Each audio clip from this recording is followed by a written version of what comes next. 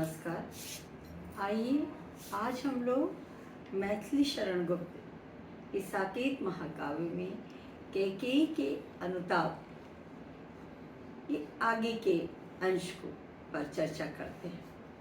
पिछले अंक में हम लोगों ने देखा कि रानी कैकेयी किस तरह पश्चाताप की आग में जल रही हैं। कहती हैं कि मेरे हृदय की दशा का वो कोई नहीं समझ सका। मैंने इतना अनर्थ किया है कि अब मैं कुछ भी कहूँगी तो उस पर कोई विश्वास नहीं करेगा। तो राम कहते हैं, हे अम्ब, तुम्हारा राम जानता है सब, इसलिए कभी वो खेद मानता है।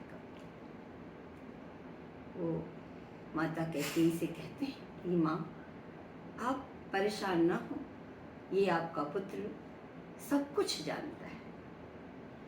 आगे हम लोग देखते हैं कि रानी कैकेयी अपने पुत्र राम से क्या कहती है। क्या स्वाभिमान रखती न कैकेयी रानी, क्या स्वाभिमान रखती न कैकेयी रानी, बतला दे मुझको कोई उच्च कुलमानी। सहती कोई अपमान तुम्हारी अम्बा, सहती कोई अपमान तुम्हारी अम्बा, पर हाय आज वह हुई निपट ना लंबा। यहाँ पर गुप्त जी लिख रहे हैं कि रानी कैकेयी कहती है कि क्या मैं स्वाभिमान नहीं रखती, कोई उच्च कुल मानी व्यक्ति ये बता दे, लेकिन आज मेरा स्वाभिमान समाप्त हो गया है।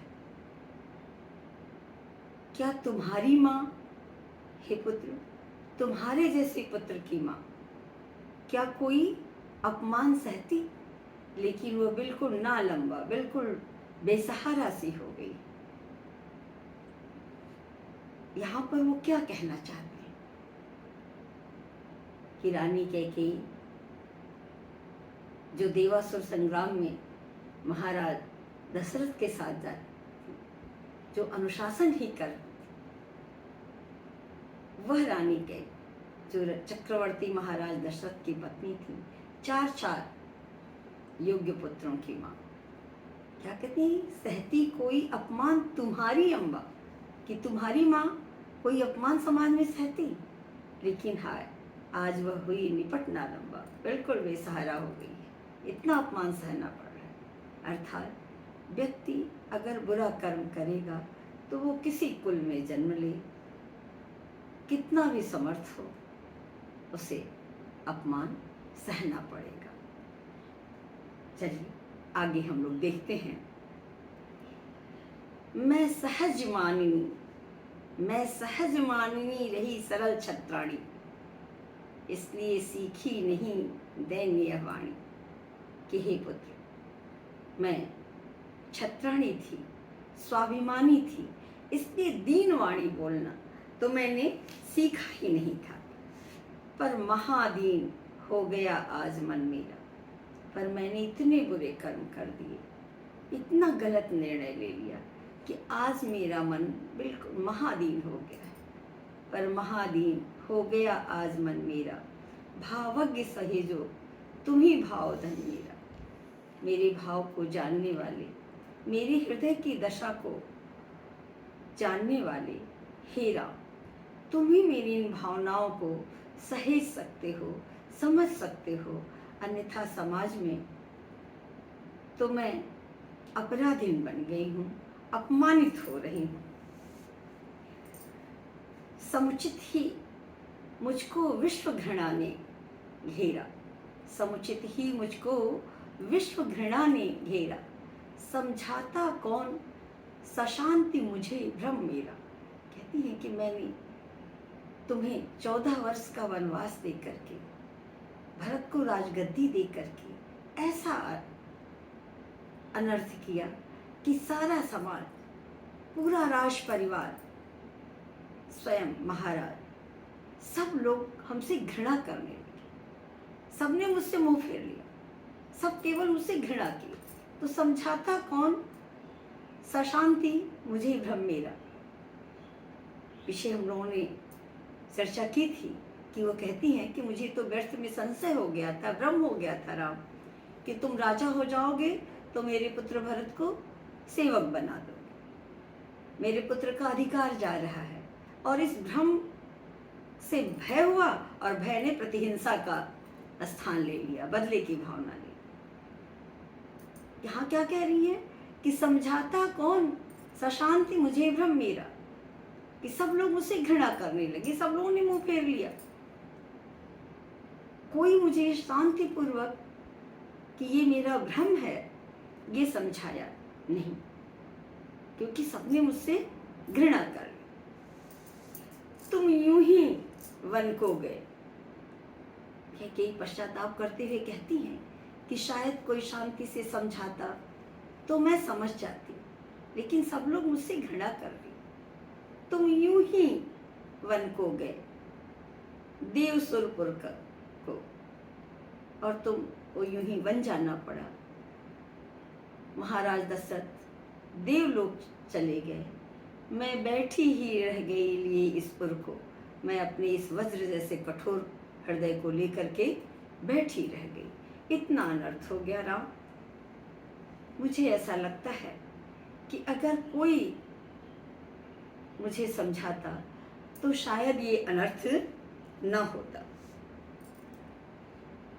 बहुत दुखी है माँ। रानी कैकेयी कहती है, बुझ गई पिता की चिता भरत भुजधारी, बुझ गई पिता की चिता भरत भुजधारी, फिर भी तप्त है पितृभूमि तुम्हारी।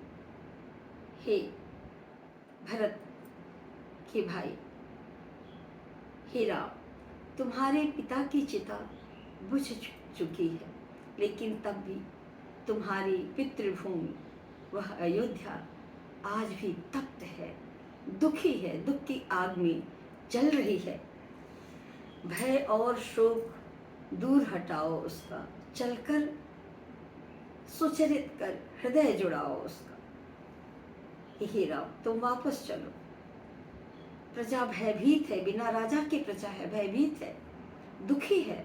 तुम अपने सुंदर चरित्र से उसके दुख को दूर करो, उसके हृदय को शीतल करो राम।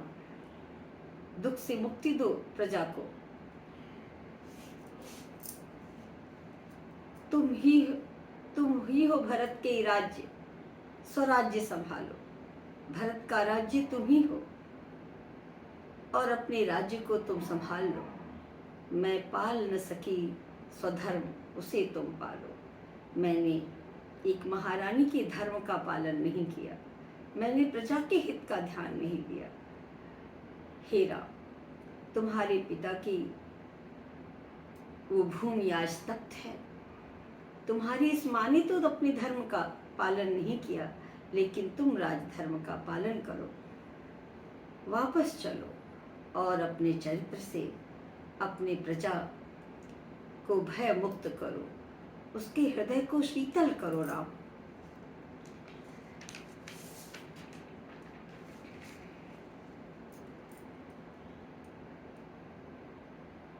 स्वामी को जीते जी न दे सकी सुख में।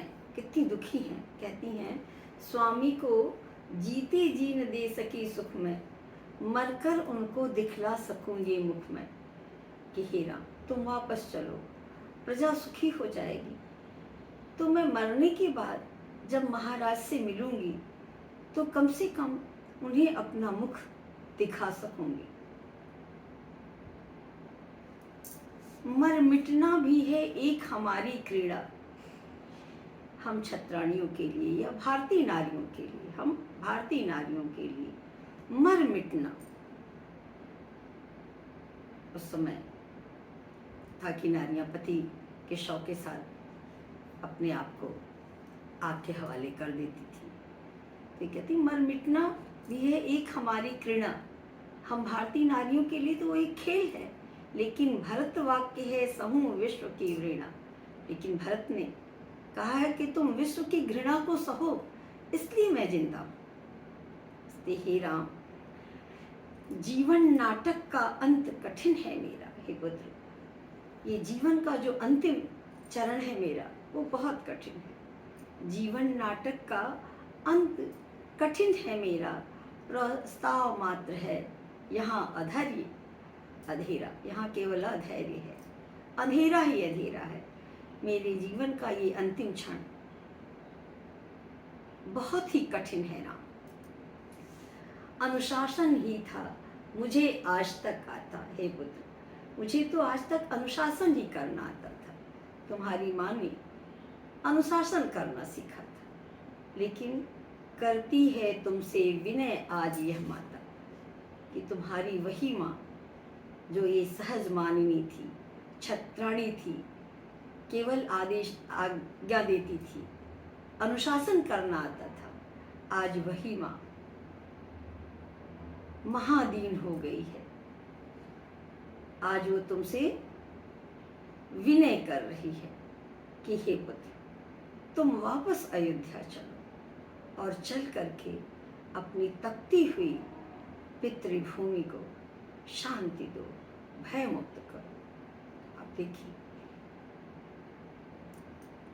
पहले भी हम लोगों ने चर्चा की वो ये सिंगिनी कहा आज गोमुखी गंगा, कि किस तरह से गुप्त जी रानी कैकेयी को पश्चाताप की आग में जलाते हुए ले आ रहे हैं, जिसको पढ़ करके सुन करके रानी के प्रति पाठक की सहृदयता आती है। हाँ माता, मुझे करो न तुम यूं अपराधी। राम कहते हैं, हाँ माता, मुझको करो न यूं अपराधी, मैं सुन न सकूंगा बात आज अब आधी। कि हे माँ, इस तरह से तुम विनय नहीं करो। मैं अपनी माता के मुख से अब थोड़ी सी भी ऐसी बात नहीं सहन कर पाऊंगा। माँ, तुम अन्य लोगों की तरह बातें क्यों कर रही हो? क्या ये राम तुम्हारा पुत्र नहीं है? तुम आज भी हमें आदेश दो, मैं वही अनुचर, वही तुम्हारा पुत्र राम हूँ। इस तरह राम माँ कैकेयी से विनय करते हैं कि हे माँ, तुम मुझे आज भी आदेश दो, मैं तुम्हारे आदेश का पालन करूँगा, लेकिन मेरे सामने माँ अब ऐसी कोई बात अन्य लोगों की तरह, मतलब दूसरों की तरह, मैं तुम्हारा पुत्र हूँ, तुम मुझसे अनुनय विनय मत करो। इस तरह हम लोगों ने इसमें ये देखा कि रानी कैकेयी किस तरह पश्चाताप की आग में जल रही हैं। उनके दुख को देख करके सारी प्रजा दुखी हो जाती है, क्योंकि सबने रानी को, अपनी महारानी को एक सबल सशक्त रानी के रूप में देखा था। और राम किस तरह से विवल होकर कहते हैं कि हे माँ, मैं अब आधी बात भी नहीं सुन सकूंगा। आगे इस खंड में राम और माता कैकेयी के संवाद हैं कि जब वो कहती हैं चलने को, तो राम कहते हैं कि माँ, मैं तुम्हारे इस आदेश को ही पालन करूँगा, लेकिन पहले जो आपने दिया, पिता ने दिया, और पिता जिस वचन की रक्षा के लिए देवलोक चले गए, उसका पालन कर लूँ। फिर भरत को समझाते हैं, भरत उनकी चरण पादुका लेते हैं, और अंत में फिर माँ सीता जो है वो भरत को ये आदेश देती हैं और कहती हैं, आशीर्वाद देती हैं कि अपने बड़े भाई से भी ज़्यादा तुम्हारा नाम हो, सुयश हो। फिर लक्ष्मण को भेजती हैं कुटिया में, वहाँ वो उर्मिला से मिलते हैं, फिर आवाज़ें आती हैं। इस तरह से अष्टम सर्ग समाप्त होता है, क्योंकि इस सर्ग का मुख्य उद्देश्य मानवता के स्थापना, लेकिन मुझे कैकेयी का अंत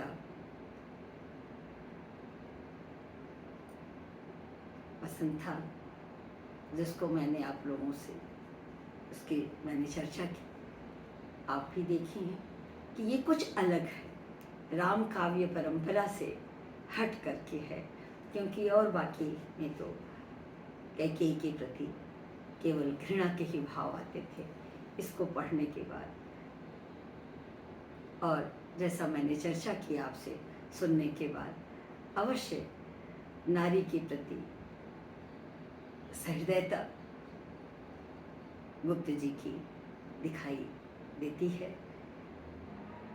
आगे फिर मैं उर्मिला और यशोधरा पर जो उन्होंने वर्णन किया है कुछ चर्चा करूँगी।